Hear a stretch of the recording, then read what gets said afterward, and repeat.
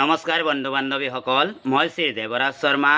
আজি যিহেতুকে জুবিনদাৰ ঘটনাৰ কথাটো সকলোৰে জ্ঞাত, সেয়েহে আজি মই জুবিনদাৰ ওপৰত এটা কবিতা বনাইছোঁ। সকলোৱে আদৰ কৰি দিব বুলি আশা ৰাখিছোঁ। কবিতাটো জুবিনদা। অসমৰ গৌৰৱ অতি চেনেহৰ জুবিনদা, তুমি চিৰদিনৰ বাবে বিদায়ৰ মেলানি মাগিলা।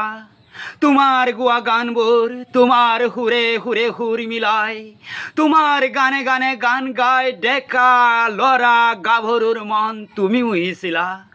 হে আমাৰ জুবিনদা, আজি গোটেই জগত যেন নিতাল আৰু নিৰাশ।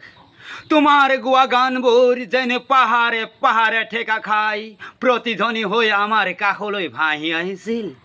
আজি সেই গানৰ সুৰ বিচাৰি আমাৰ মনবোৰ অশ্ৰুৰে গধুৰ। তুমি যেন সদ্গতি প্ৰাপ্তি কৰা, স্বৰ্গত থাকি তুমি আমাক জিলিকাই ৰাখিবা। হে জুবিনদাৰ আত্মা, তুমি আমাৰ ওচৰলৈ পুনৰ ঘূৰি আহিবা বুলি আশাৰে বাট চাই ৰম। দূৰ দিগন্তৰ হিমালয়ৰ হিৰে হিৰে বৈ যোৱা তোমাৰ সেই গানবোৰ, তোমাৰ গানৰ ভাষাবোৰ প্ৰৱতীয়া ৰাতিৰ দৰে গভীৰ আৰু অতুলনীয়।